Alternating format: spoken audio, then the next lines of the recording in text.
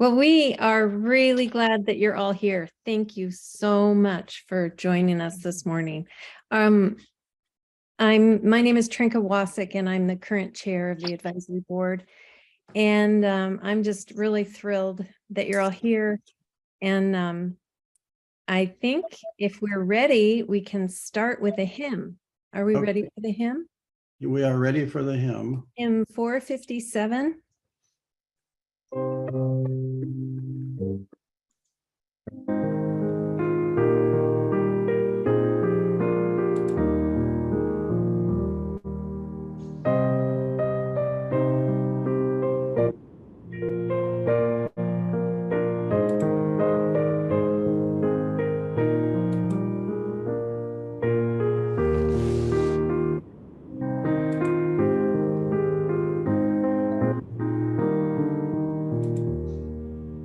Cause me to hear your loving kindness in the morning. Teach me to do your will, O God. Cause me to know the way where I should place my feet, to walk in the pathway of your love. Not in the storm, nor the earthquake, nor the wave. You're not in the wind, nor the flame. In the still of the evening, in the hush of the morning, call my name. Cause me to hear your loving kindness in the morning. Teach me to do your will, O God. Cause me to know the way where I should place my feet, to walk in the pathway of your love. Truth is my rock, there is nothing I shall fear. You still my worry and woe, and my heart's overflowing. Now I rest where your quiet waters flow.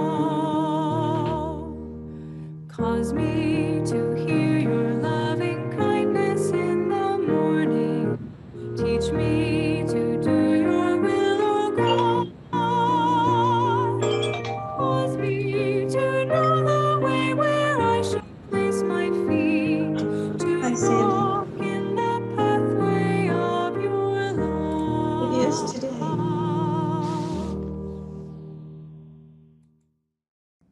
That is such a beautiful hymn, and it sets the tone with that loving kindness of God.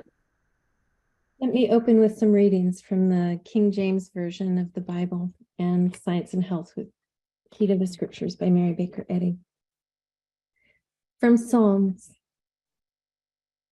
Give ear, O my people, to my law. Incline your ears to the words of my mouth. I will open my mouth in a parable. I will utter dark sayings of old, which we have heard and known, and our fathers have told us.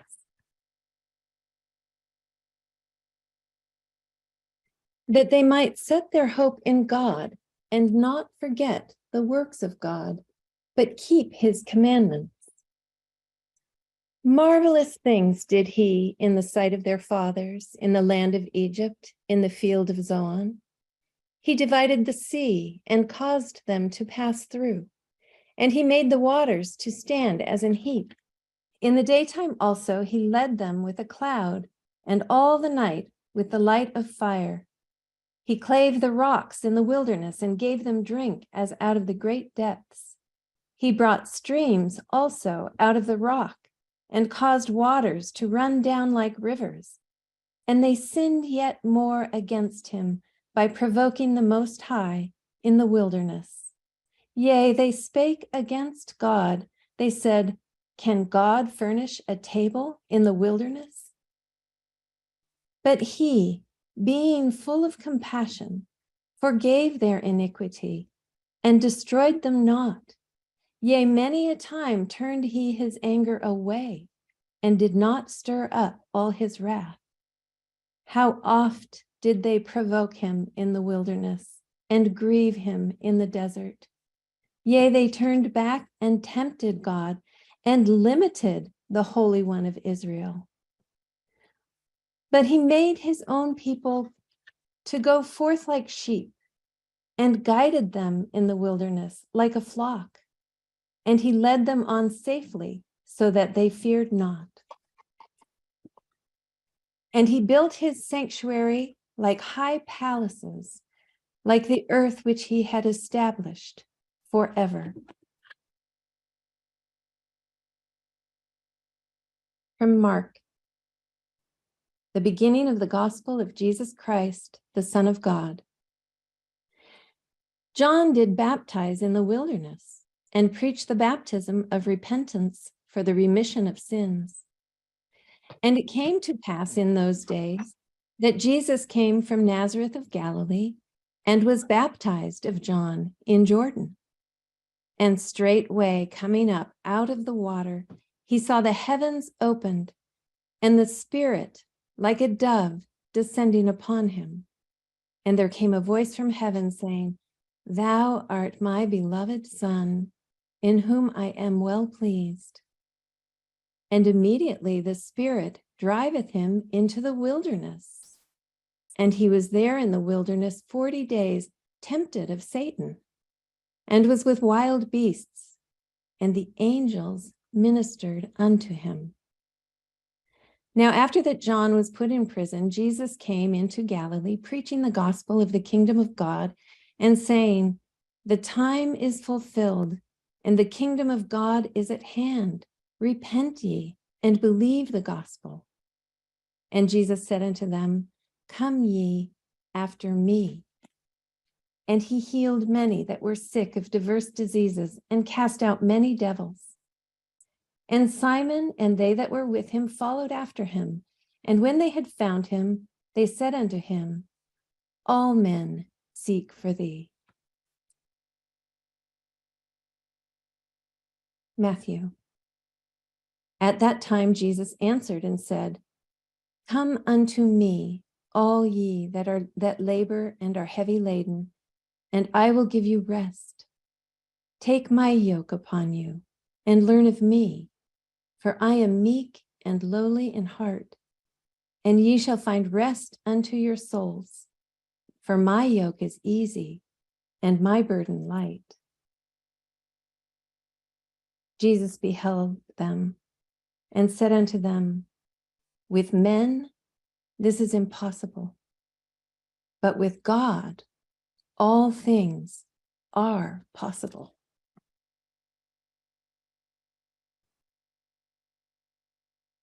And from Science and Health with Key to the Scriptures by Mary Baker Eddy.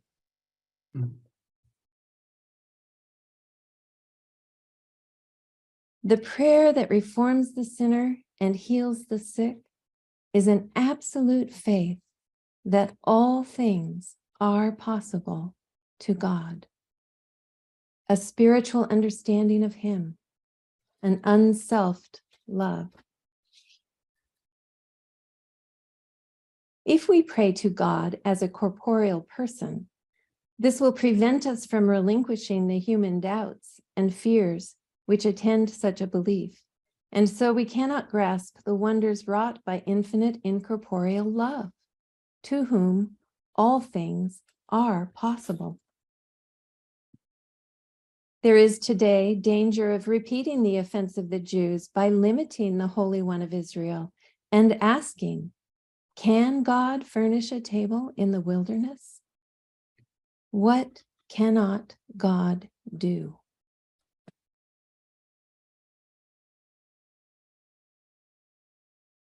Definition of wilderness: loneliness, doubt, darkness, spontaneity of thought and idea, the vestibule in which a material sense of things disappears and a spiritual sense unfolds the great facts of existence.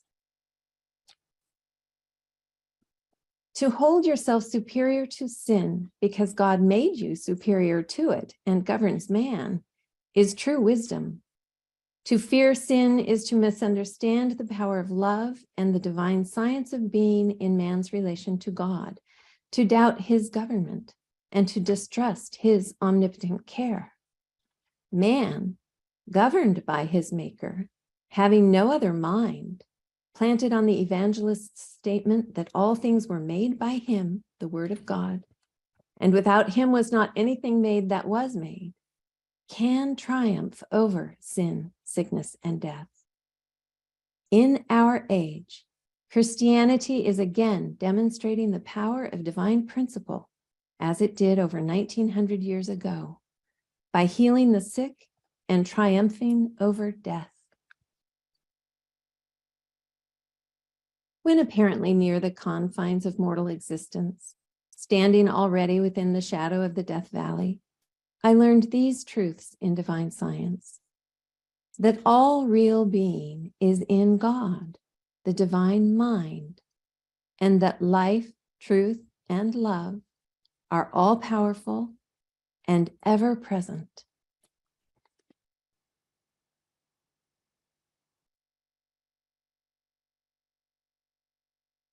For thine is the kingdom and the power and the glory forever.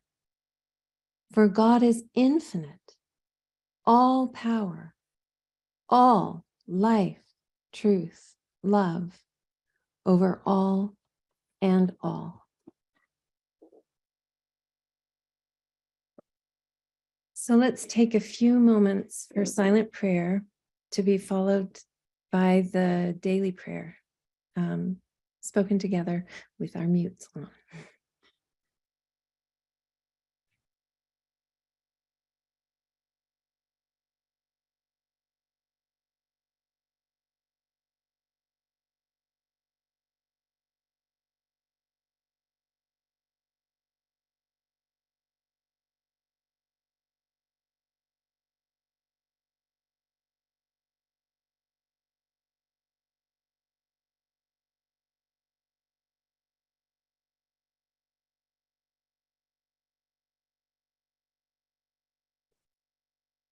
Thy kingdom come.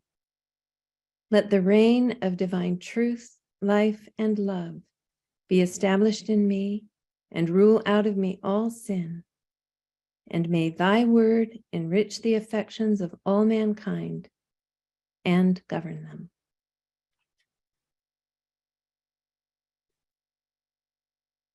Okay, so again, thank you all for being here and adding your metaphysical support and prayers to this important effort. And let me take a moment to introduce the other current members of the advisory board. We have Susan Anderson from Bainbridge Island, who was the vice chair. Joy Bassie Emerson from Olympia. Brent Hirschman from First Church Seattle. Carol Phillips from Vancouver. And I want to just really say a huge, huge thank you to this board. We are so very grateful for all the loving work and devotion to this effort that these board members have displayed throughout the year. It's really a very powerful group in the metaphysical prayers and the devotion to the work that's being done in our institutions. Having said that, I am going to give you the board report. So, what cannot God do? Well, I can't imagine what he can't do, but I can tell you one thing that God has done. She has brought us all together today to focus on the good work of our institutional committee, what it has done and what more it can do, what more we can do together. Some of the more notable things that have happened this year. Our institutional work began to include more than just prisons, but also a memory care facility.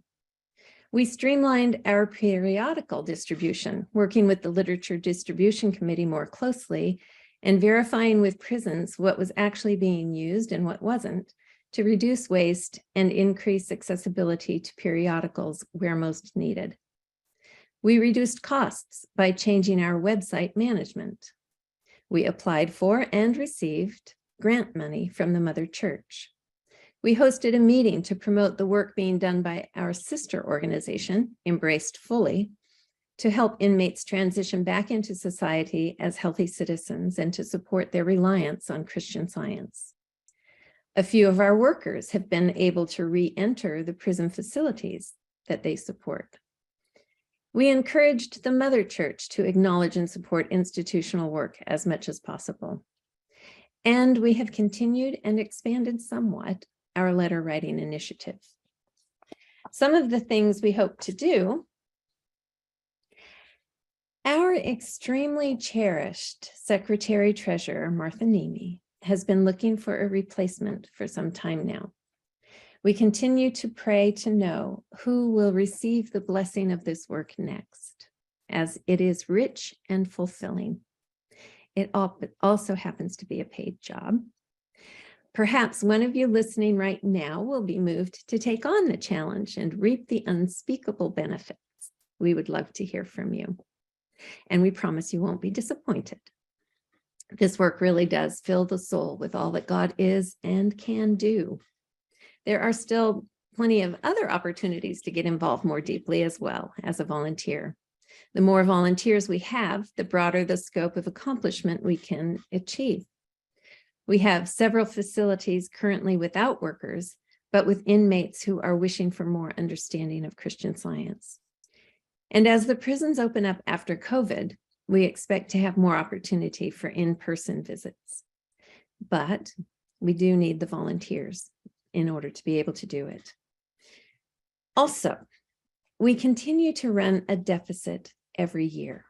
At this pace, we have enough funds to last us about 8 more years, but it is disconcerting to be looking at an end date.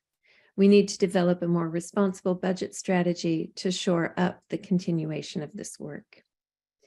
And for all this, we start with our deep faith in God, knowing that all our efforts to do good are God-driven, God-derived, and supported by God.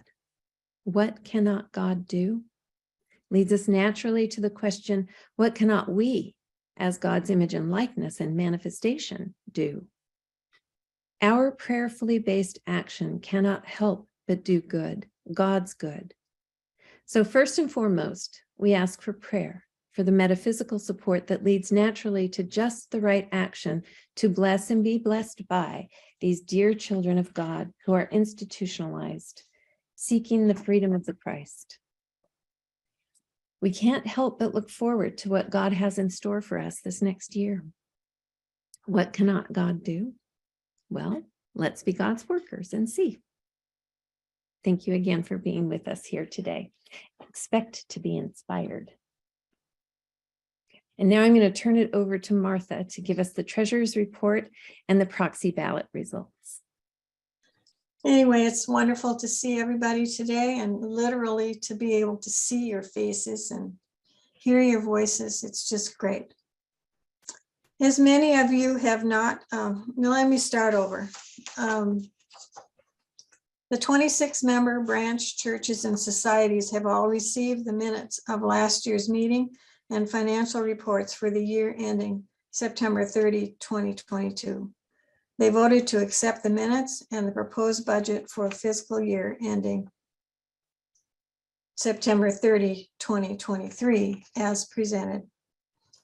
As many of you have probably not seen the financial reports, I will summarize here that our total income from all sources, contributions, and a grant from the Mother Church was $17,838.50. The total expense was $22,646.23. Additionally, there was a loss in the investment account of $559.64. The bottom line is that our net income was minus $6,367.37. The bulk of our expenditures, $14,772, or 62%, is for books and subscriptions, and office administration, $7,177, or 30%.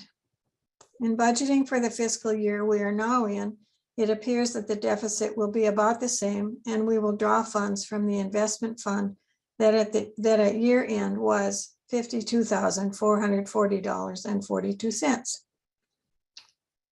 The proxy ballots also included voting for new advisory board members. Through the proxy ballots received that constituted a quorum, I can announce that Jake Lau from First Church Seattle, Jim Gold from First Church Burien, and Alan Halfhill from First Church Sequim have been elected to serve 2-year terms. They will join Trinka Wasik from First Church Bainbridge Island and Carol Phillips from First Church Vancouver.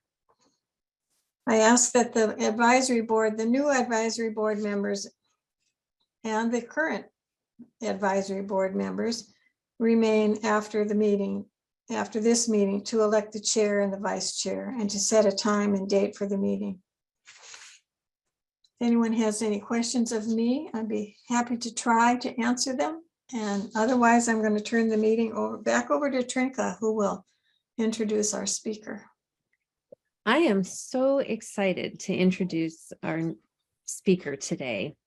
We have the incredible good fortune of having in our midst a man uniquely qualified to talk about Christian Science and institutional work. Jake Lau has been both a Christian Science practitioner and an inmate. He could not help but bring his practice into prison, the prison system with him, where he continued to heal and find healing for himself. He is now a recently married member of the local branch church, First Church Seattle, and he helps run the field operations for the company he works for, which includes training and teaching. And he's no stranger to talking about Christian Science, having given talks as a camp practitioner, board member for various Christian Science nursing organizations, and keynote speakers for various Christian Science organizations and interfaith groups. So as you will most assuredly see, he loves Christian Science. And please know that he plans to transcribe his talk and make it available to anyone interested. So to obtain a copy, please contact our secretary, Martha, after this event. And so here we go. Please help me welcome one of our newest advisory board members, Jake Lau. Thank you so much for that, Trinka. What a nice intro. And those readings, oh, so good, so good. So many little tidbits in there that I'll be referencing as well. So thank you for that. And a huge note of gratitude to everyone here attending and coming together to hear and celebrate and rejoice in the great work that's going on and will continue to go on with the Christian Science Institutional Committee for Washington State. Diving right in, this topic for this annual meeting of what cannot God do couldn't be bigger. And I think it's so vital that we use this topic to focus on how best to support the folks working with and going through the criminal justice system. And in that, in an attempt to focus this really big topic, it's a topic so worth sinking our teeth into. And thinking about the topic, what cannot God do? Hint, the answer is nothing. There's nothing God can't do. And I guess another way of saying that would be that God can do everything and anything. And kind of going along that track of thinking, I'd also make the argument that you could say that God has already done everything. And so in how I'm going to refer to this topic moving forward, to steal a phrase from my Christian Science teacher, I will refer to it as God got there first. And that's such a fantastic God, an unlimited God, an infinitely capable God, that God got there first. Such a nice, tangible, bite-sized prayer to take on this really big topic of an unlimited God. You hear an ambulance going someplace, that prayer, God got there first. So someone's feeling frustrated or down, before those feelings make a claim to have an authority on your disposition. God got there first. That's our prayer. That's the God that we're operating from. And I feel like I've got some backup in the Bible, none more so than in the Sermon on the Mount, where Jesus says, "For your Father knoweth what things ye have need of before ye ask."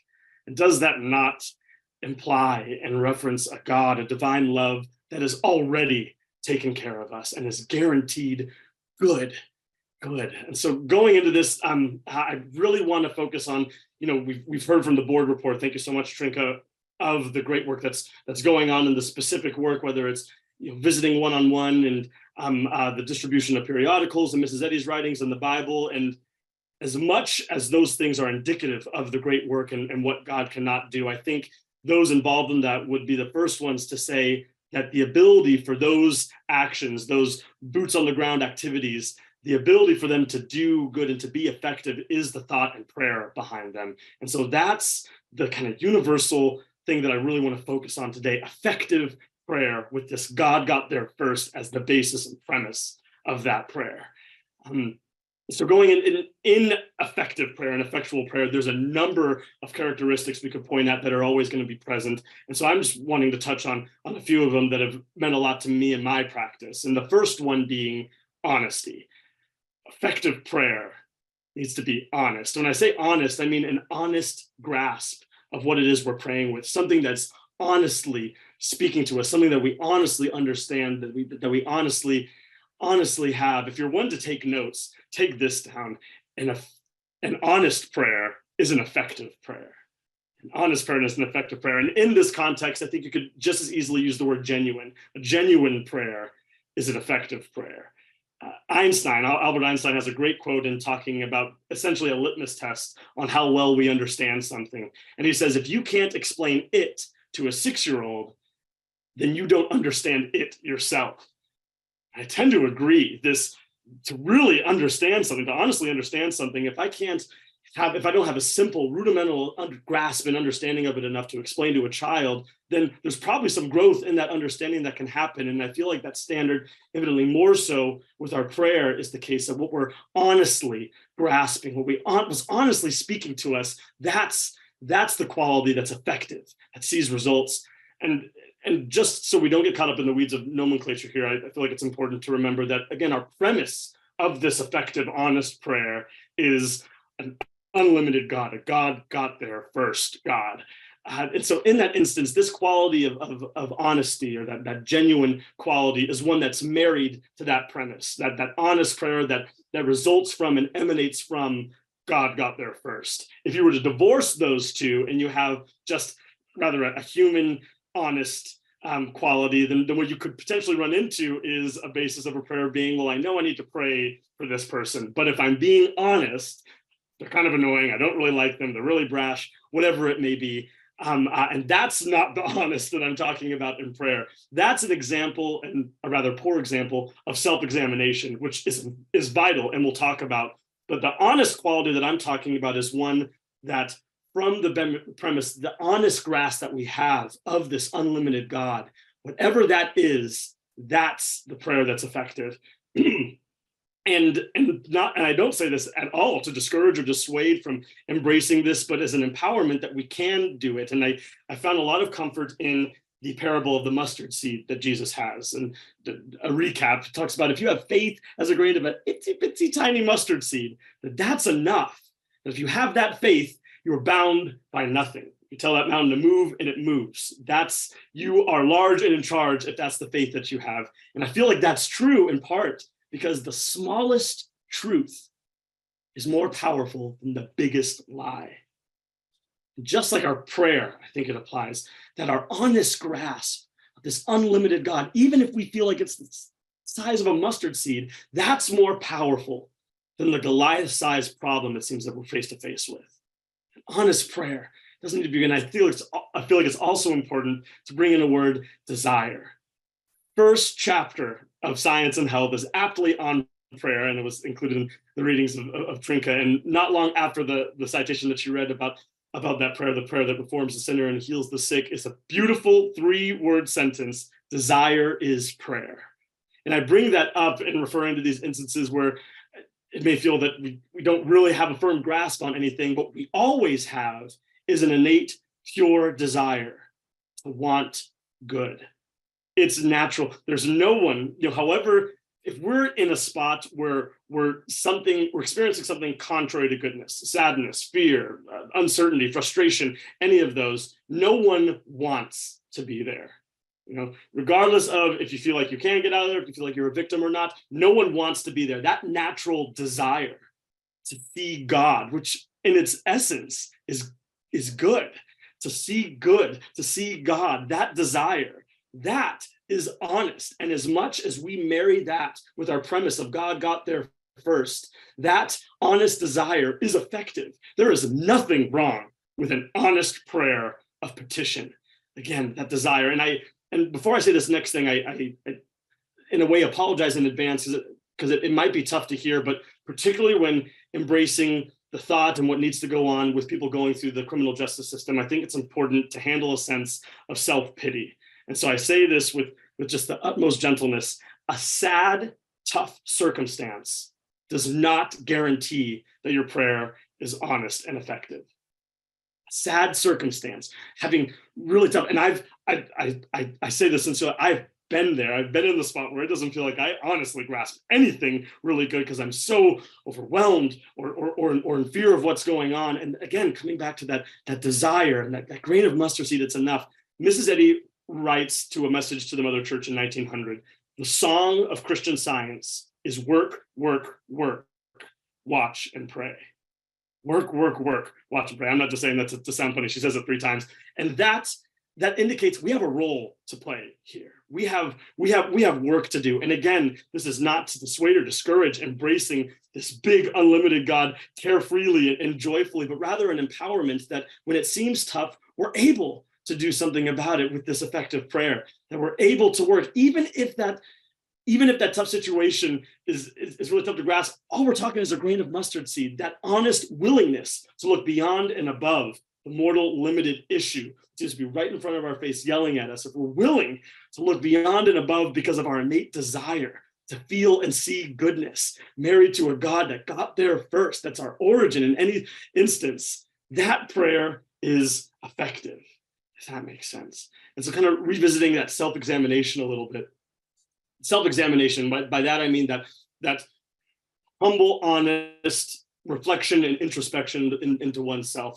I'm willing to bet that most of us could pretty quickly, don't need to say it to anyone else, but internally could identify things that, yeah, I could do better. I could uplift my sense about this. I could love more of this. We just had our elections happening and maybe, politics, we kind of feel the claws come out and we know that we could kind of remove some personal sense and really just see a more harmonious, unified love there, whatever it is. Here's the thing, if we have the awareness to see that we need to do something better or should do something better and don't, the long and short of it is that's disobedience. Knowing you should do something and not doing it, that's disobedience. But handle that. Handle as we constantly are reaching more and more to see God, the things that don't fit, the things that are contrary to God become painfully more obvious. And when those things come up, don't be afraid of those. Handle those, address those as much as you can. And when you do, watch what happens. Watch the good that happens. There is no limit to a God that got there first. You'll see good that you didn't even realize you need to see. That self-examination, don't be afraid of these things. You have the authority because God got there first to embrace this honest prayer and see the effects of it. And that naturally brings us into this next characteristic that I want to talk about, which is obedience. Prayer must be obedient.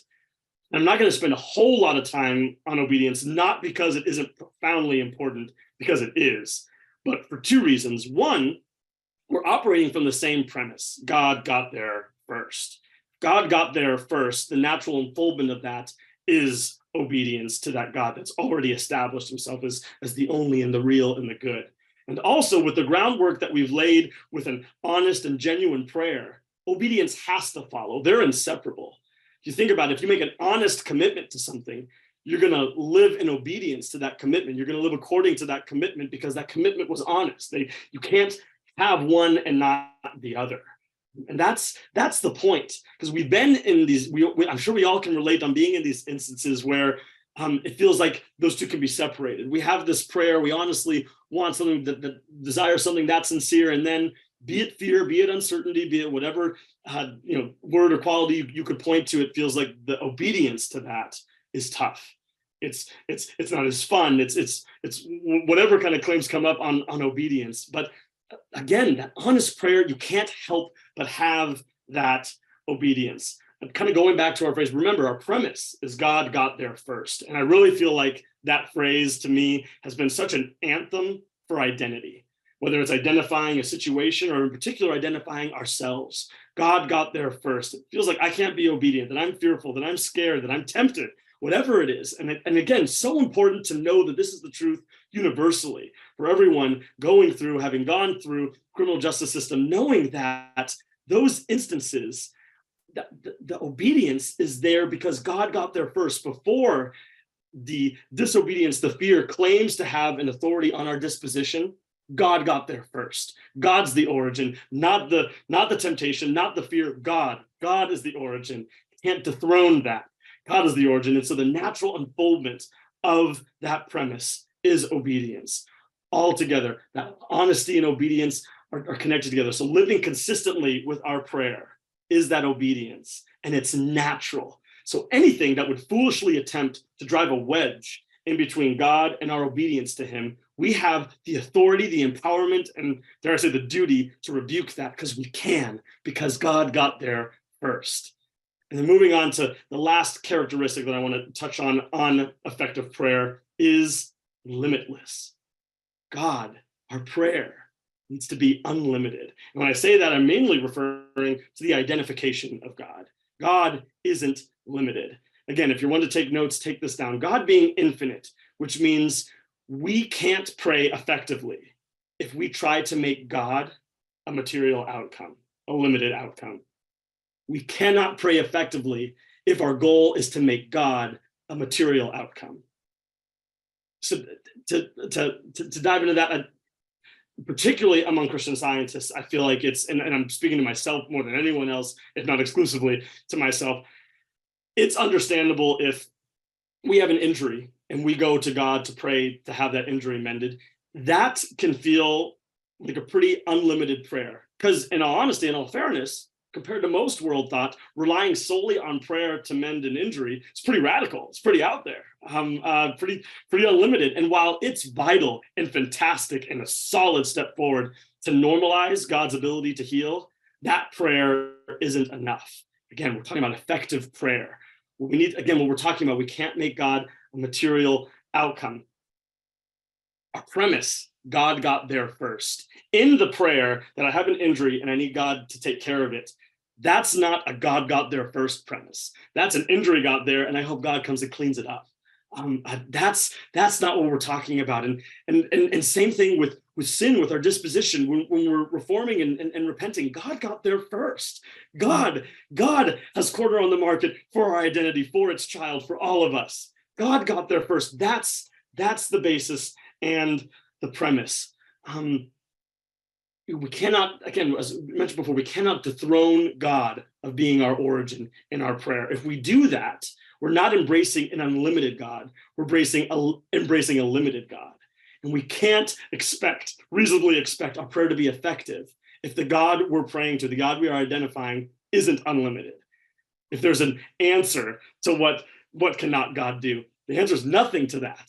Right? God is unlimited. And again, if we're yielding to the unfoldment of this unlimited God, inevitably, whatever the issue is will be dispelled and destroyed promptly. But it's not because of how we outline it, because an outline is just that. It's a limit. It's a restriction. Human outlining is the death to effective prayer. It's our job to prove and witness God, not to be God. If our prayer ever slips into we're calling the shots as if we're God, we need to back off. We embrace and carry the authority of God because we reflect him, because we are the expression of him, but we are not calling the shots. An unlimited God has already taken care of it. God got there first. In the Bible, Jesus, after 40 days and 40 nights of fasting in the wilderness, Satan shows up and tempts him 3 times. And the first temptation he gives is, hey, turn these stones into bread. And that sounds kind of ridiculous, perhaps on the surface, but within the context, not that crazy of a request, given Trinka in her readings referenced the wilderness, and in the Bible referenced Moses with pounding the rock and water flows from it. Manna falls from the sky. Jesus' introduction to his adult ministry was changing water into wine at the wedding. Multiple times he multiplies the loaves and the fishes for the multitudes. That's a lot of multiple in that sentence. So this request to change to stones to bread, not that crazy. In fact, kind of cool. Like, I'm down. But the thing is, Jesus says no in this instance. And the reason is this basis.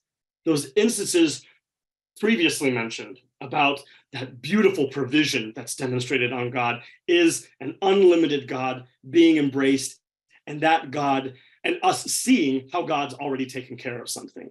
That makes sense. God had taken care of something. The result of prayer is seeing how God's already done that. And when we see that, that's what we point at and call healing. That's what we call effective prayer, the result of effective prayer. That's great. In this instance, with Satan saying this, instead of proving and demonstrating and reaching out with this humble, honest, obedient, unlimited heart to God's goodness, instead, it's rather praying for a mortal change to appease a false and limited sense of accomplishment and power.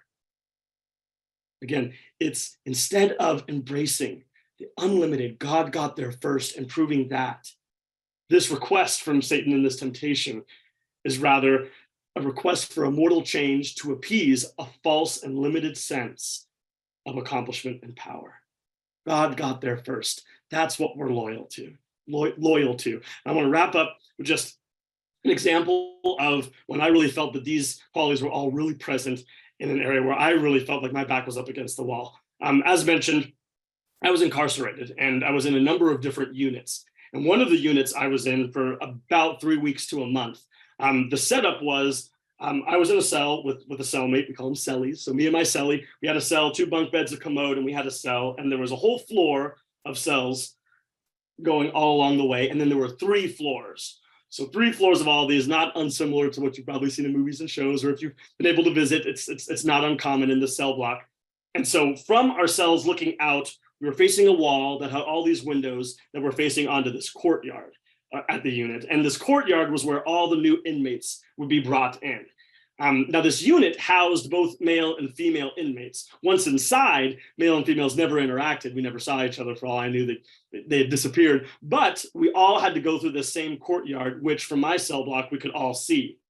So multiple times a day, a busload of female inmates would arrive. They'd have to stand out there, get counted, have a couple of orientation details given to them. And while they would be there for the first couple of days that I was at this unit, the catcalling that would go on was vile.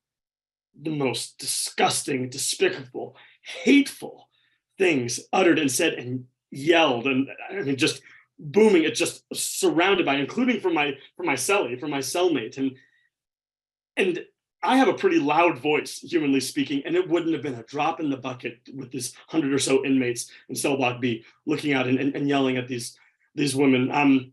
And it was angering, it was discouraging, it was disappointing, and just, it was easy to feel helpless in this situation. It was something that wasn't right, that I didn't want to be surrounded by or experience, but I felt there was nothing I could do about it. And I'm sure we can all relate, whether it's looking at different things in the world or just, again, in these Goliath-sized issues that we find for ourselves. And there is a paragraph in the aforementioned chapter on prayer at Science and Health, where Mrs. Eddy essentially gives a litmus test for effective prayer. And she poses 2 questions to the reader. The first being, do we love our neighbor better because of this asking? Are we loving more as a result of our prayer? What a standard for prayer. I love that. And the second question being, are we living consistently with our prayer? Which ought to sound familiar within the context of what we've been talking about today. So those 2 things, and for me, that paragraph came to mind, and in particular, kind of this key for me to have this honest prayer, embracing a God that got there first, was that first question, do we love our neighbor better because of this asking? Perhaps while they were all yelling, it didn't feel like it was easy to love them. But one thing was for sure, I wanted to.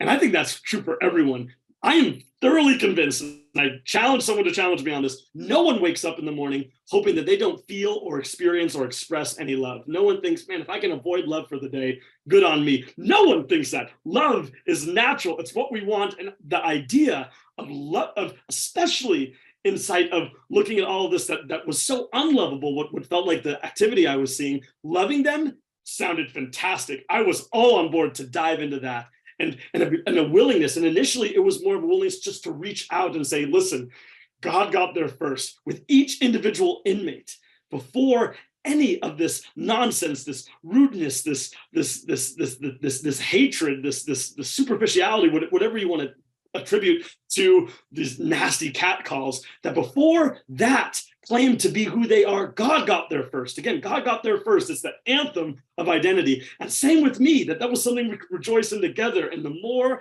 I dove into this prayer, the more I loved, and I couldn't pray fast or enough because I wanted to love more. And the more I prayed, the more I loved. And I knew if I prayed more, I would love more. And it was just this huge snowball of joy and love, and the obedience to that prayer was natural. I ended up having this beautiful relationship with my cellie. I read them bedtime stories, and we had these great conversations. When we got together for chow time, just the conversations. I mean, they're my roommates, they're my neighbors, they're my brothers. I loved them, and just diving into that, a willingness to dive into that, born out of nothing but a desire to love them, to see what was already lovable in them because God got there first. This just continued and building, and it was a joy. It was a joy to do. Out of this helpless feeling, it was a joy to dive into this prayer. And within a couple of days, no need for exaggeration because it was legit. Within a couple of days, the busload of women inmates arrived at the courtyard that we could all look at, and you could hear a pin drop in cell block B. Not a word was uttered. And in fact, on top of that, at one point, some guy decided to yell out a cat call to break the silence, and everyone hopped on that. Just, hey, you be quiet. Don't you have a mother? Show some respect. I mean, just this culture entirely changed. Well, more accurately, the culture didn't change. God got there first. The prayer was willing to look up and see the unlimited God that was already there. That changed what we were seeing, what we were feeling, what we were experiencing, because it was demonstrating what God had already done, already established. Effective, unlimited prayer. What cannot God do? Nothing, because God got there first. So anyways, thank you so much for giving me the opportunity, and I'm so looking forward to praying with y'all. So thank you. Thank you so much, Jake. I'm going to turn it over to Sue Anderson, who also is going to introduce us to people who have seen the results of that kind of prayer in their work with institutions. But thank you so much for that inspiration, Jake. That was really beautiful. Yes, indeed. Yes, indeed. Thank you so much. That was just terrific. Because we have not been able to get in the prisons, or some of us have, I don't have a lot to report about that. One of our board members was actually able to get in for a little while last year. I have had just one half-hour Microsoft team meeting with one of our folks in Clallam Bay Prison, and at least there was one that the chaplain organized. And then I want to read a letter that I received from the chaplain at Shelton Prison. Shelton, Washington Correction Center. The institutional committee sends 50 subscriptions to the Monitor, to this particular facility. We send extras too. They just never can have enough. And I had written the chaplain and said, could he, check in with us and explain, and he had a conflict. So he wrote me this beautiful letter that I wanted to share. He said, I regret to say I can't be part of the meeting this weekend due to my son's musical performance. However, I can comment on the helpfulness of the Christian Science magazine that is regularly provided to our facility. Our population comes to us from around the state because we are a receiving center. Most people who are sentenced to prison in the state of Washington pass through WCC because Our counselors will classify them according to their sentence and affiliations prior to being assigned a permanent location.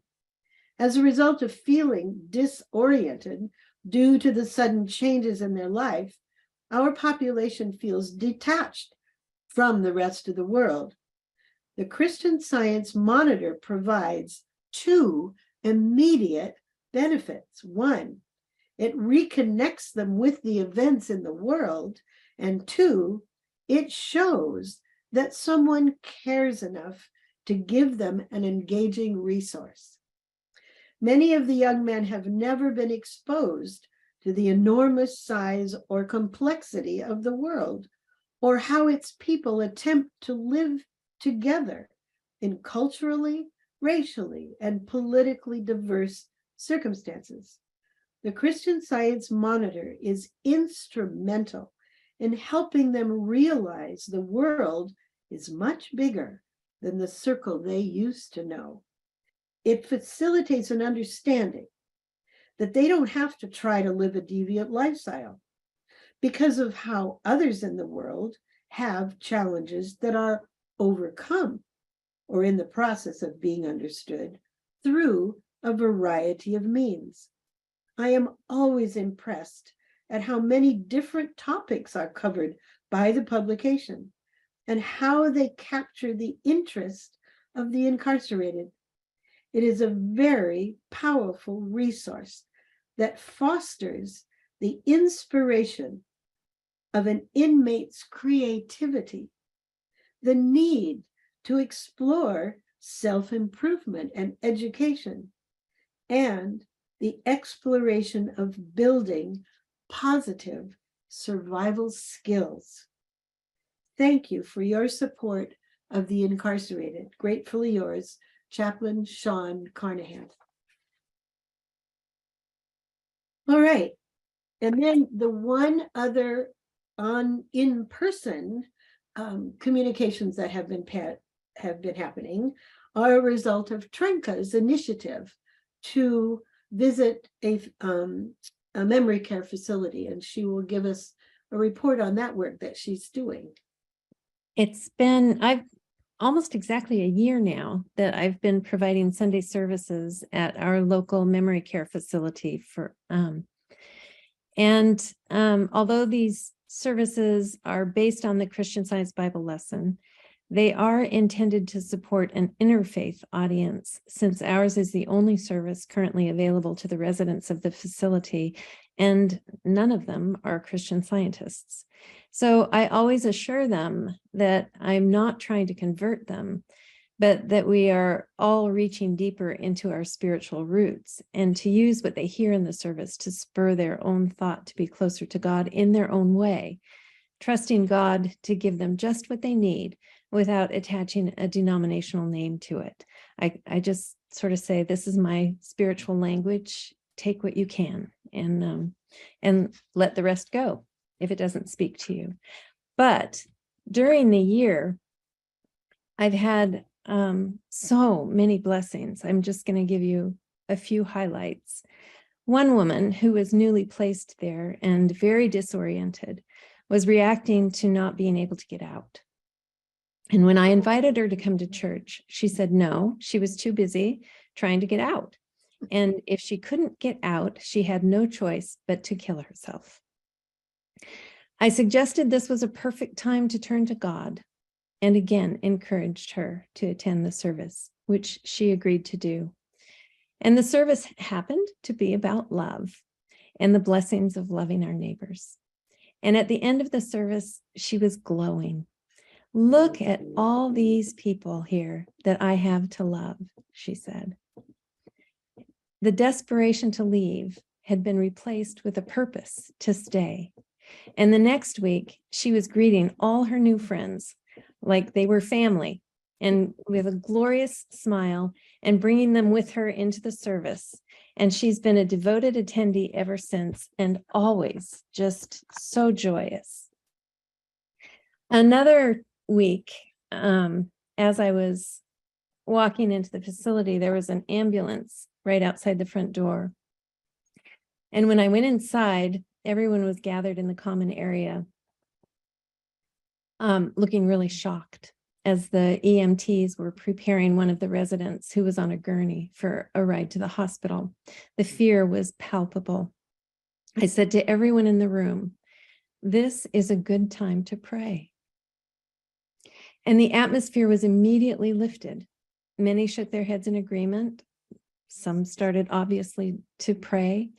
Others started stirring about with more normalcy. And some came to the service. The Bible lesson, once again, was absolutely on target for what the immediate need of the moment was. And as I left, one staff member made a point to tell me that she felt it was providence that I came in when I did, to help calm the residents. I couldn't help but continue to pray and clear my thought throughout the rest of the day of the imagery and fear that I had seen. And the next week, there he was, waiting anxiously for church. And he was so elated that he decided to get up out of his wheelchair. I had never seen him out of his wheelchair before. So he got up out of his wheelchair to help me set up chairs to put them around. So, in more of a group setting. It was adorable. It was his way of just showing such gratitude and renewed strength. And you could tell that he really felt that his recovery, he attributed something of his recovery to this church service. Another woman who's severely handicapped. She really couldn't move her body. She was in a wheelchair and she couldn't speak. And she had a tendency to moan and groan. And she happened to be in the room where the services are held when I started setting up. And the nurses didn't think that she would benefit from the service. So they were prepared to move her back into her room. And I said, no, she can stay.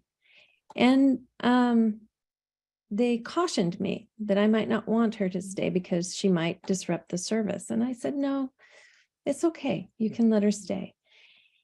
Well, while I was reading the Bible lesson, I don't stand behind a podium. I just kind of, it's like a school classroom almost, where I'm up at the front and I can walk around while I'm reading the lesson.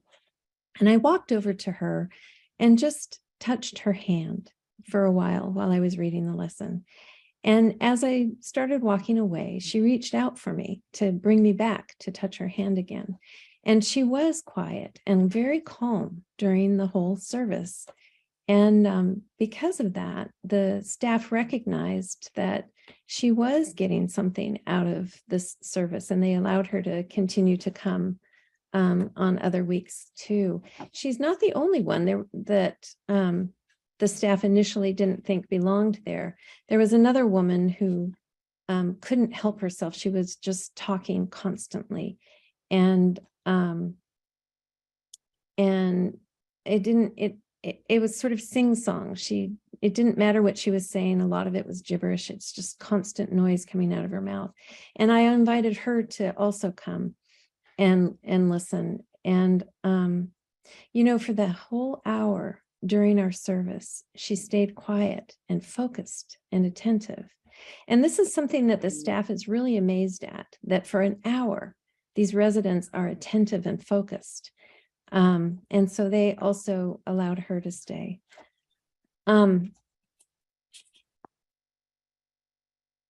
I give handouts of the Bible lesson. I bring them with me. And there are some residents who don't want to come to the service. There was one woman who, when she saw the Bible handout, she saw the spiritual interpretation of the Lord's Prayer. And she said, oh my gosh, this is so good. I've never seen anything like this. Can I have this? And so I gave her the handout and I invited her to come into the church, into the service. But no, she didn't want to come into the service because it was not her denomination. And so instead, every week I'd come and I'd put her name on the handout and I'd make sure that the staff got a handout to her. And there was another gentleman also very devoted to God, interested in the service, but not really able to stay throughout. He feared that he wouldn't be able to stay through the service because he has to get up and go to the bathroom all the time. And so I also brought him handouts, for almost the whole year. And just a few weeks ago, they were sitting together. It was really kind of cute. They've formed a friendship. They were sitting together in the common area when I arrived, and I invited them to church. And they kind of looked at each other, and they decided that they would sort of hold each other's hands and come to the church service together. And they both came. And no, he did not have to get up and go to the bathroom. And instead, as he left, he really made a point to say how grateful he was for the service. It really was.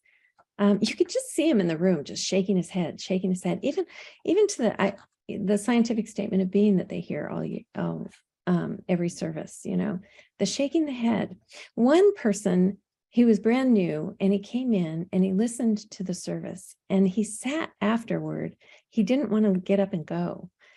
And I sat down next to him, and he looked at me and he said, "Do you realize what you just gave me?" It was such a lovely moment.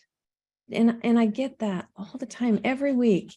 I don't know how I'm going to be blessed, but every week is such a blessing.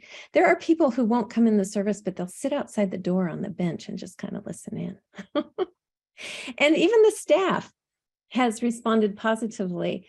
One of the staff members had incredible resentment against her faith tradition because of some of the things that that the leaders of the church had done that were unprincipled. And when she heard some of the principles of our Bible lesson and the Christian Science perspective on something like that, we had a conversation. She said the next week that she had been healed of that resentment toward her own faith. And another staff member asked me to pray for her because her schedule was overwhelming and she didn't think that she could do it all. She couldn't keep up the pace, and things for her changed very soon after. So, you think you're there for just the residents, but the scope of reach of the truth of the Christ that you bring is immeasurable.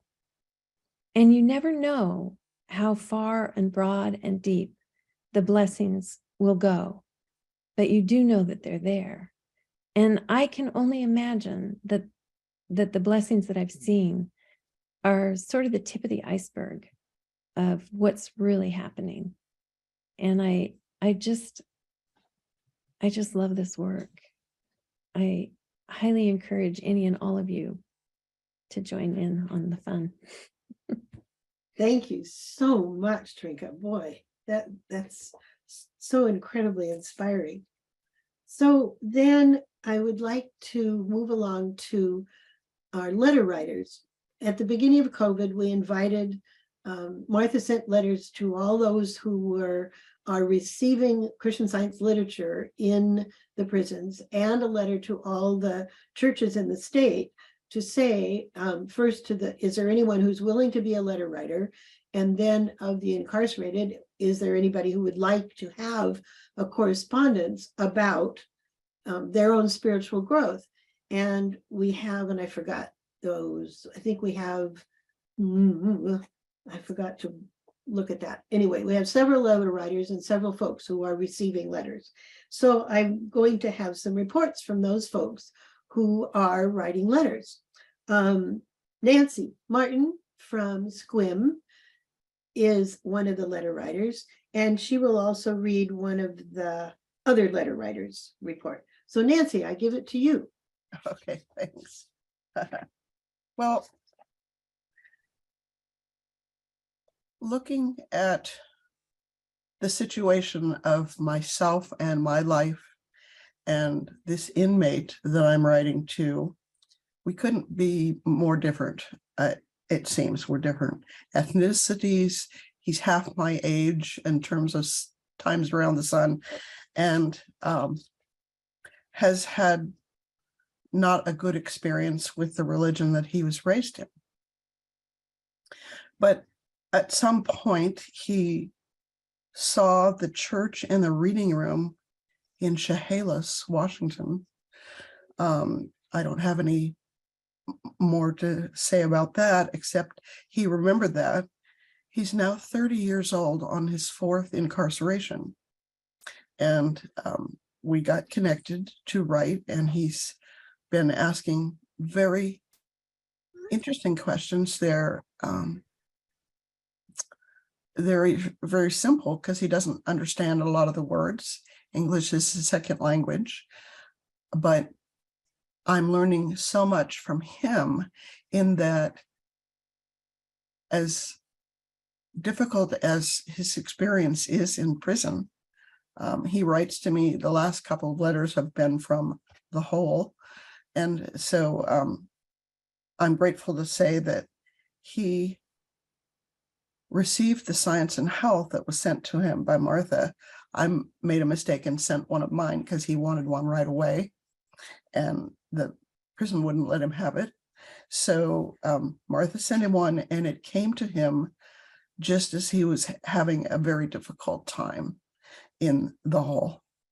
And so his questions to me are more about fears and how prayer, how he can learn to pray, and how prayer can help him be a different person. He's more afraid of when he gets out. Will he do the same activities?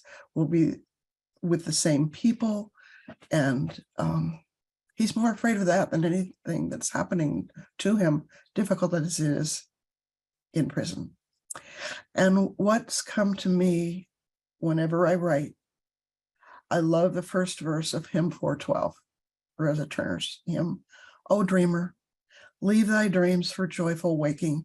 O captive, rise and sing, for thou art free. Not will be in 6 months. Thou art free.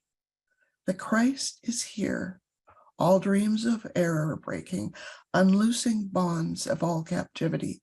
And I believe that this gentleman is really trying to understand the ideas that come to me in prayer to share with him, as far as his innate innocence, that he doesn't have to experience repeating of how he was before he went in this last time.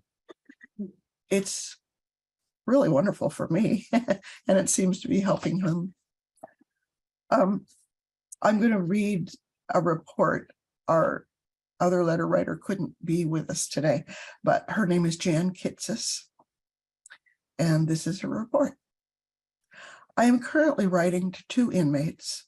One of the men has told me that he has studied the Christian Science Bible lesson for a number of years. He receives a subscription to the Full Text Quarterly and the Sentinel as a gift from the institutional committee, and he's very grateful to have them.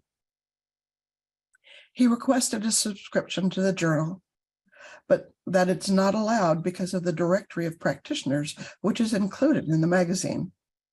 However, I've made copies of individual articles and testimonies from the journal to share with him. He has recently started receiving the Christian Science Monitor. When writing about Paul's conversion experience, he said, I am encouraged and humbled by such a meaningful and permanent change that the Christ Spirit is capable of in the human experience. What a powerful example. In his most recent letter, he shared the fact that he enjoys playing the guitar at worship services, singing and writing songs. He enclosed a poem he wrote entitled Favored. It ends with these words: poised and persuaded of amazing grace, we are blessed and truly favored. The other man with whom I correspond is a Spanish speaker from Guatemala. He receives the Spanish Full Text Quarterly from the institutional committee and has expressed much gratitude for the Bible lesson. I make copies of articles and testimonies from the Spanish Herald and send them to him. He wrote to me that when he attended a church service in his previous facility, he decided to read an issue of the Herald from 2008. He said, "This was how I began to be interested in knowing more of Christian Science. And from that moment, I have been blessed, and my greatest desire is to continue learning more." More recently, he wrote to me that he read an article by Arno Preller titled, "Why Forgive?" He quoted the following words from the article: "If I want to know myself as the perfect creation of God, I have to see everyone in the same light, without exception. I have to forgive."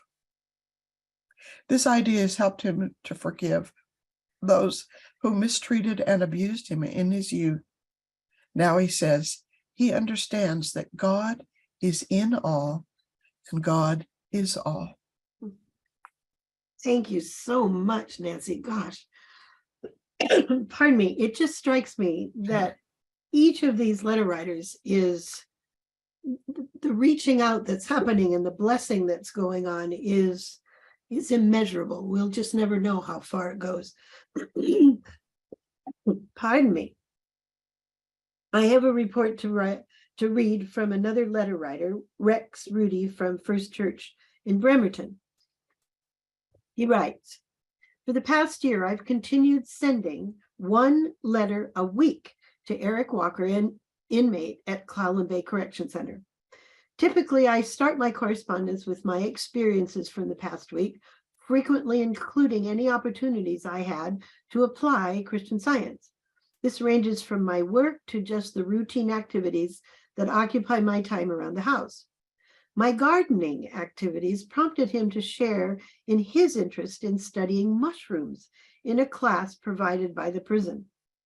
Typically, I also include a copy of the Cedars Camp metaphysical article on the current Bible lesson and research done by Kathy Merrill.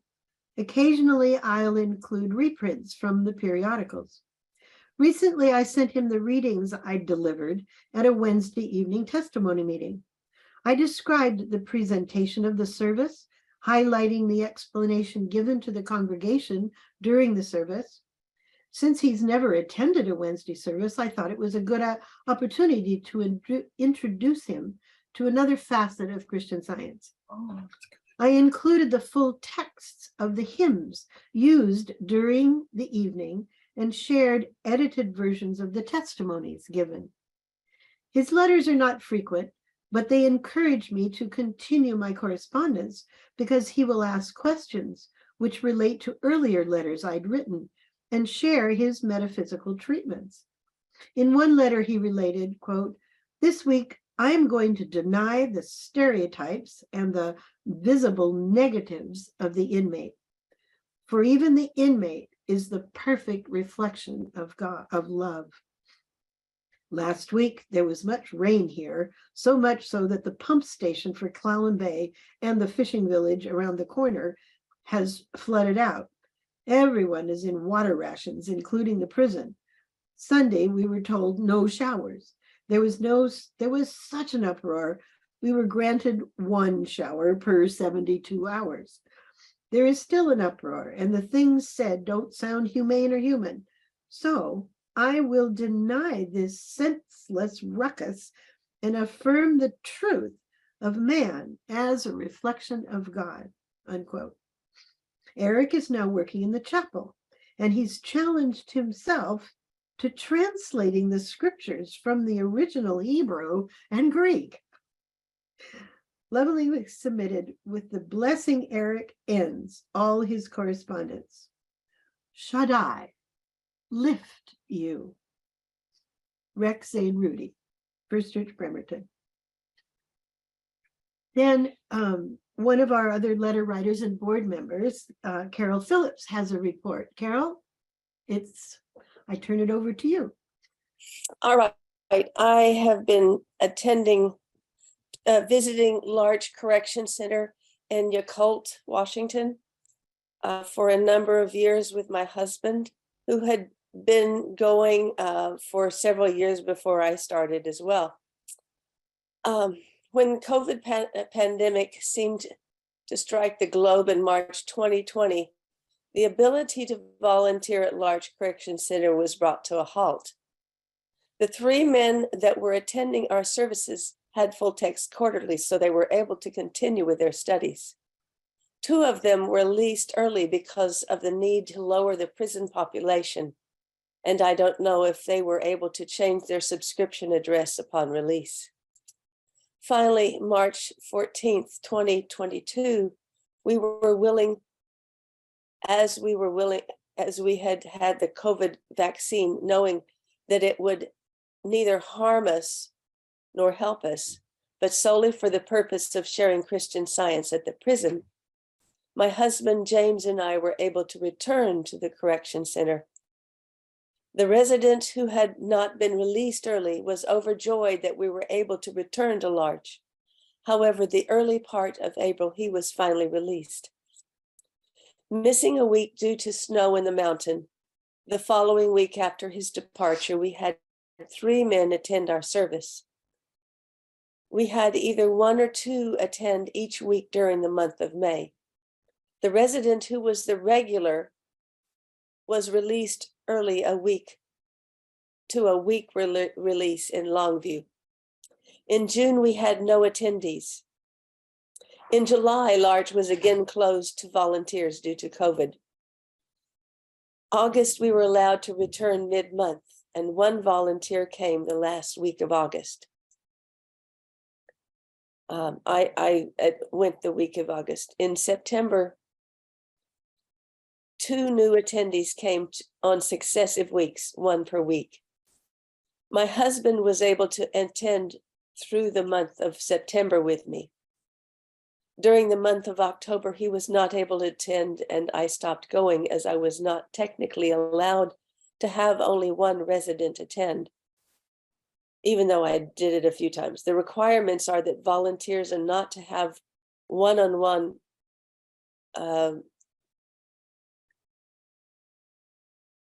volunteer and resident.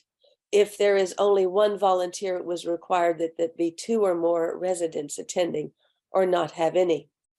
There were several times that I was not stopped from having 1 resident, but it was prevented several times. If there were not 2 volunteers, 1 to 5, if there were 2 volunteers, 1 to 15 residents could attend. As the young man who last wanted to attend could not find someone to attend with him, he did not come again. Near the end of October, my husband passed on, so my attending is presently on hold. During the time that we served this year, we checked out Science and Health copies of Science and Health to 7 residents, 3 of which were very interested and attended multiple times. The other 4 only attended once each, but generally they actually showed interest while they were there in their comments as we were reading through the lesson. There is a need to overcome the false beliefs that Christian Science is a cult or that is connected with Scientology. I have approval from the Vancouver Church to have a DVD lecture of Philip Hockley's lecture revised specifically for prison audiences. But the opportunity has not arisen nor seem appropriate at the moment. The lecture could also be given at other prisons if churches are able to sponsor them metaphysically and financially. The 2 times that my husband and I were able to have Christian Science lectures at Larch always sparked much interest, bringing multiple new residents to services. Having additional volunteers to go to Larch would be very helpful and would be of great value to any new volunteers. Thank you. Thank you so much, Carol. I'm really appreciative of your continuing support of this wonderful work. All right, our last letter writer is again Trinka. She has multiple roles. Yes, I am. The Yeah. inmate I wrote to or write to. What a dear person. He had faced some disappointment with a harsh judgment when he came up for parole, but he continued down his spiritual path, not allowing it to discourage him too much, and continuing to desire to know himself as God's image and likeness. And he enrolled in a program that, once completed, would allow him to change facilities out of maximum security. And he worked really hard to accomplish all that they set out for him, and was recently moved. And he is very grateful for the changes. Apparently, there's considerable greater freedoms in a lesser security facility. During this time, I discovered a method of communicating with him online rather than through snail mail. And this now allows us to communicate several times a week rather than once a month or once every other month. And the online communication system opened up a means for him to write to others as well. And he has been encouraging his new online friends to get copies of Science and Health. So apparently his spiritual dialogue and exploration includes reaching out to share Christian Science with others. I really have been impressed with his devotion. When he moved, he wasn't able to bring his things with him, including his copy of Science and Health. And so while he was waiting for his things to catch up to him, he devoted himself to studying the Bible, which was more readily available to him. And the insights he shares with me from his study shows an understanding of an all-good, all-powerful God. And it so enriches my own spiritual journey. There's really a give and take here. And I can't tell you how grateful I am for the opportunity to know him and to support him in this way. It's definitely a mutual blessing. Thank you, Trinka. That's just wonderful to hear. All right, we're going to change direction a little bit here. Trinka mentioned at the beginning about our partnership with Embraced Fully. For those of you who don't know, Embraced Fully was begun in Northern California by Gabrielle Serafini and David Fowler. David Fowler also founded the website Light in Prison, which I encourage all of you to write that down and check in on that, lightinprison.org, because that is videos of California chaplains working inside with folks and all kinds of healings they're sharing. Then, as a result of the chaplaincy work that's gone on in California, these two gentlemen realized what was really missing was that help with folks when they get out. And this is where what Nancy's report could help this gentleman greatly. What they've established is a way for folks who embrace Christian Science while they're inside to be connected to what they call angel teams, which are groups of churches, church members in a church near where a person is being released, to support this person, help them with getting documents, just getting oriented. And Embrace Fully is connected financially with the Principal Foundation, which supplies a year of year's service of telephone and some cash to help with necessities to get them started. And they meet online the first and third Thursdays of the month. If you go online to embracedfully.org, you can, there's no obligation. You just subscribe and you will get a notice for when their meetings are happening, the first and third Thursdays at 6 p.m. Pacific time. And the first Thursday always has an interview with someone doing similar kind of work around the whole country. And the second one is a check-in for the angel teams, of which they've just grown in exponentially. And the number of subscribers has grown exponentially. And at the moment, they're working on an all-country outreach to increase the number of chaplains and institutional committees. So I can't recommend it enough.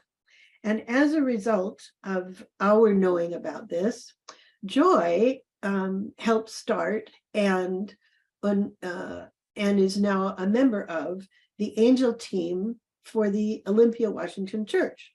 And she has a report to give us. Joy, I turn it over. Well, to I you. don't actually have a report. I want to introduce you to Greg Nelson. He's now been out of prison for a year and a half, 2.5 years. Yeah, about a year and a half. A year and a half. Mm.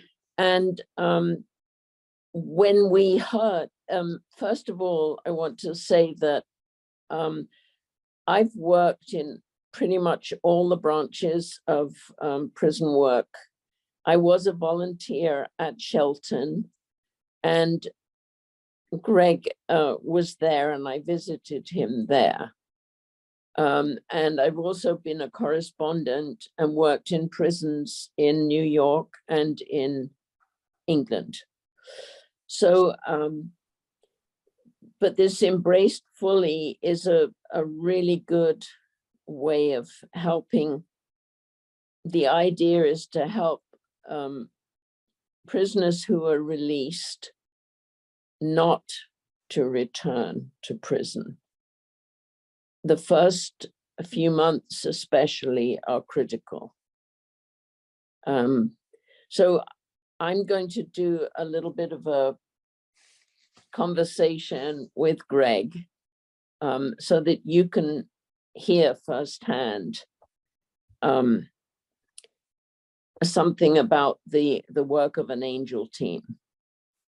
So, but I'll first say, I didn't know that Greg had been released, and the rules, the law in Washington is that if you're a volunteer, you cannot be a correspondent and you cannot have contact with a prisoner for at least a year after they've been released.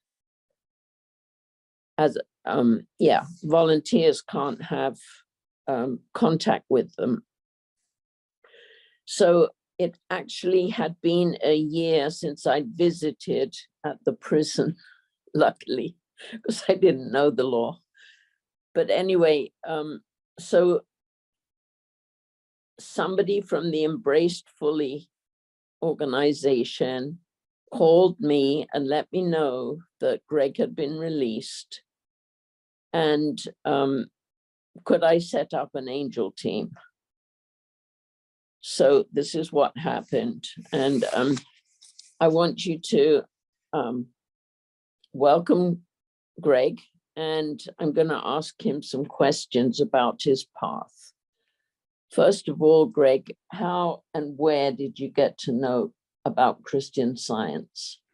I was in Clallam Bay prison, and another inmate asked me if I wanted to attend the meeting, and that's how I got introduced to it. Good. And what happened at the meeting? I met Miss Susan Anderson at the meeting. It was an amazing thing for me. It transformed my life, not just that minute. It was over time that I realized that I was changing inside and out. So when Sue informed me that Greg was being transferred from Clallam Bay to Shelton, that's when we set up, that we were fortunate at that time to have several volunteers.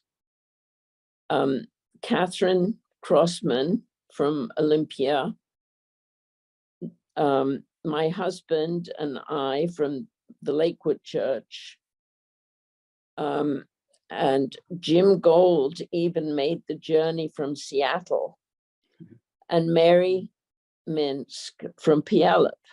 So none of us had a short distance to drive, and Sue used to drive 4 hours to Clallam Bay, 3 from Clallam Bay. I mean, from home to Clallam Bay, 3 hours. But that travel, that distance was nothing compared with the benefits we've reaped from that work. So we were, the volunteers that I've mentioned, Jim and Mary, Catherine and I, and my husband, while he was still with us, we visited Greg on a one-to-one basis.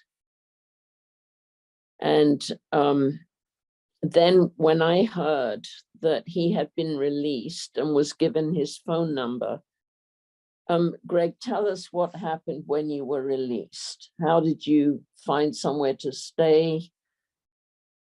Well, actually, I had somewhere to stay. I just went to live with my mother. But the release, I was serving a life without sentence. I had no release date. I was just told that I was being released. So it was like immediate release. I had no chance to reintegrate to society or anything. I was just, so I basically was let out of prison after 23 years with $40 and a see you later. You know, that's a Hopefully not. yeah, that's the idea. Don't see me later. The thing is, I basically got out with nothing except luckily I had a place to go. Yeah, so how did you get to your mom's home? Oh, my mom and a friend of hers came and got me from the prison there in Shelton. Okay, and so when you were corresponding, weren't you? In Shelton, I was corresponding literally every time I was transferred. I've been to all the prisons, unfortunately, but I was corresponding quite a bit, and I was amazed at how I got to meet these people and write to these people, and kept my faith going, and kept my light burning, kept my candle burning, so I could have some kind of, I guess you just call it uplifting of faith, uplifting as I went from the correspondence. And one of the correspondents was Rex Rex Rudy. from Bremerton. Yeah, he's quite a character, but I like that guy, Rex, and he inspired me a lot. And in fact, after I got out of prison, he was the first one that came to see me, and after he got permission, and took me to a meal. So it was my first time going to a restaurant or anything after 23 years. That was something else. And so how did you get in touch with Embraced Fully? Embraced Fully. I believe it's from you and the church, through the church, I believe. Oh, and Susan Anderson, I believe. I thought you said that your friend wrote to you and said about the Principal Foundation. That was, you asked me about Embraced Fully, but the Principal Foundation in Kansas, I believe. I heard about that through just a common friend, and I wrote to him and let him know about myself, and that's when I met, what's his name? I can't remember his name right now, but, and I dealt with him so many, Jeff Harbin, Mr. Harbin is the guy that helped me, in amazing foundation, amazing. They helped me in so many different ways, like they got me a telephone, because I know nothing about phones, and I barely made it here today because my computer, I don't know nothing about it. Miss Anderson and where she works, it got me a computer, and I don't know how to operate. I know how to turn it on, but I don't know how to operate. I have two phones right here, and I can't run either one of them. But it's a challenge. But the Principal Foundation got me on my feet, and I'm very thankful for them. Yes. So the connection between the Principal Foundation and Embraced Fully is that when Gabriel and David from California started the Embraced Fully program to support RCMs, or returning community members, their funding came from the Principal Foundation, and any donations that they take in order to support newly released prisoners is from the Principal Foundation.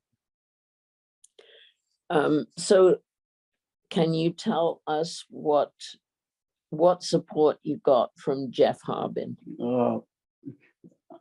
I'll tell you a little bit because I don't think we have that much time, but the first of all, when I got home, I didn't really have a place to sleep or anything. So they got me like a mattress so I could sleep on an amazing mattress. I'm still sleeping on it after 22 years of sleeping on a cot. You can imagine. Of course, I had to fight the dog for it, but we get along now. So, and they also got me a telephone for, I think it was first 6 months, and then they got it for another 6 months. So it was a year. And they gave me some funding, so some like a gift card or something, so I could buy some clothes or stuff like that. It's just so much more that so many blessings from the Principal Foundation.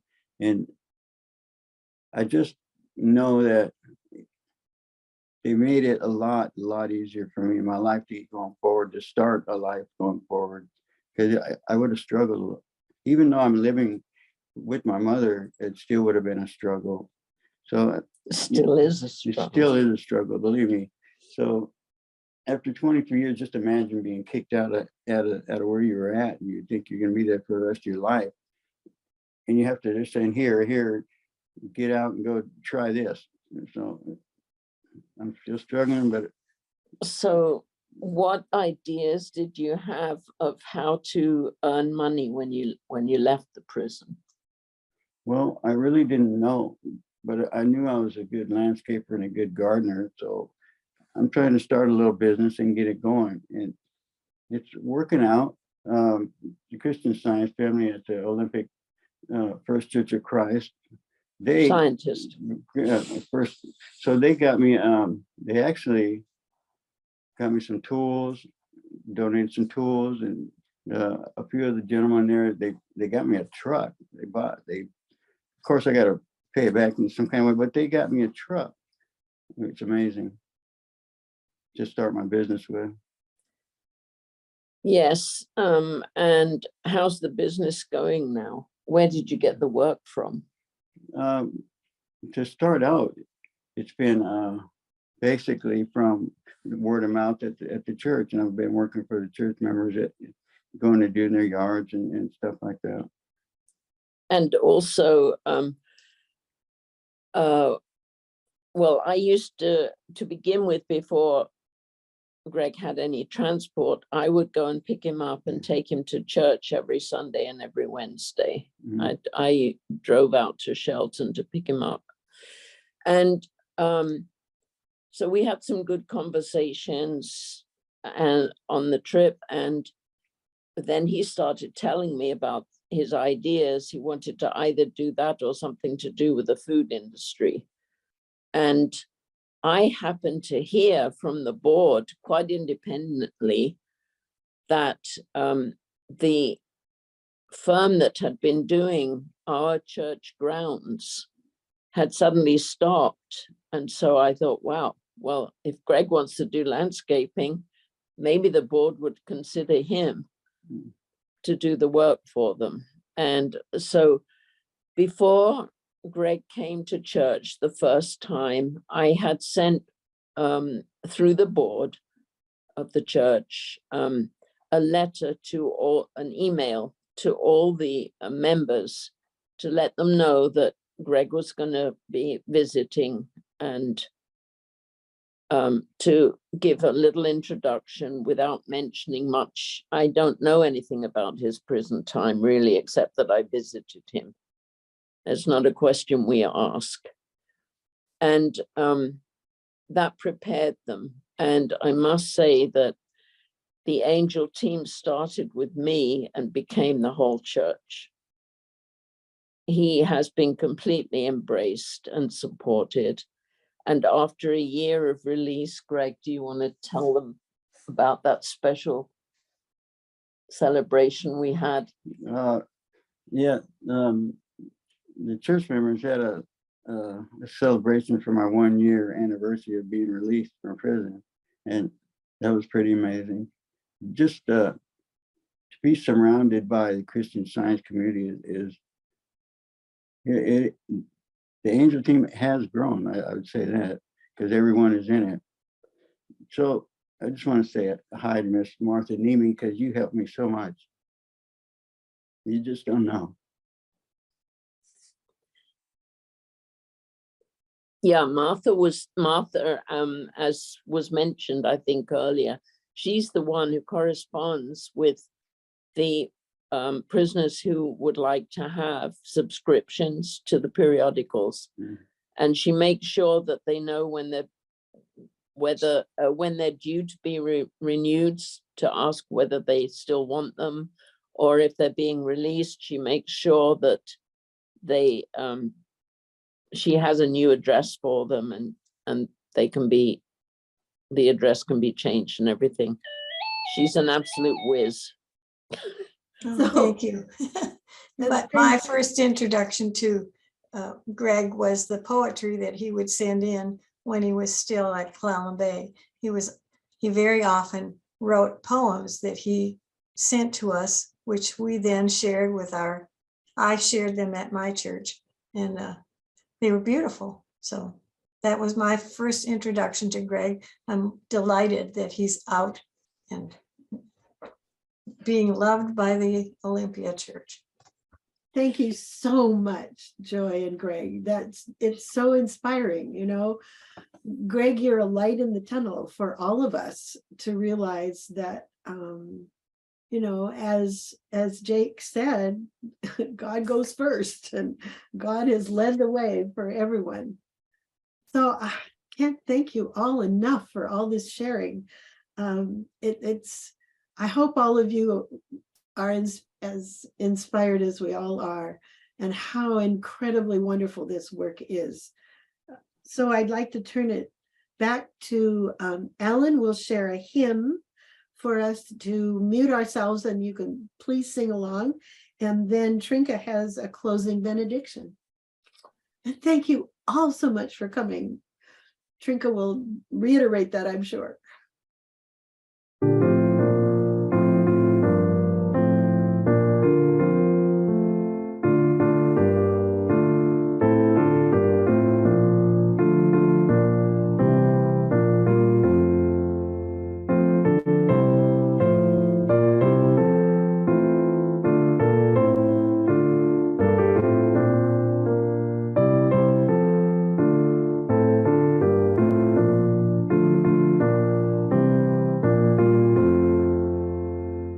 As the fire is meant for burning with a bright and warming flame, so a church is meant for healing, giving glory to God's name. Not to preach mere creed or custom, but to prove God's loving care. We join hands across the nations, finding neighbors everywhere. As a green bud in the springtime is a sign of life renewed, may we grow as signs of oneness mid Earth's peoples many-hued. As a rainbow lights the heavens when a storm is past and gone, may our lives reflect the radiance of God's new and glorious dawn. We are learners, we are teachers, we are pilgrims on the way. We are bearers of the gospel, we are children of the day. By our gentle, loving actions, we would show that Christ is light. With a humble, listening spirit, we would live to God's delight.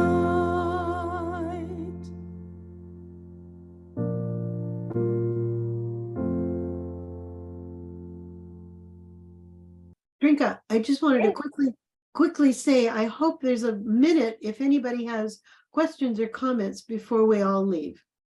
Oh, well, let's take that minute right now. Are there questions or comments? I just put a little post in the chat to just ask, will we receive a summary report from this meeting? That's a good question. Yes, What do Martha? what do we usually do? We do Oh, do Yeah, this. that's what I'm asking. Last year, we posted the video of, this meeting was recorded. So last year, we posted the video on our website. I believe Alan can do that again this year because he helped me do it last year. I'll be able to help you do that. But there So aren't minutes or Are you asking for some kind of written summary for your church members or something? bingo. Yes. yes, there will be minutes of the meeting and they will be sent to all the clerks and all the reps and they can then share them with their members. Okay, But perfect. it's not Thank going to you. be tomorrow. That's fine.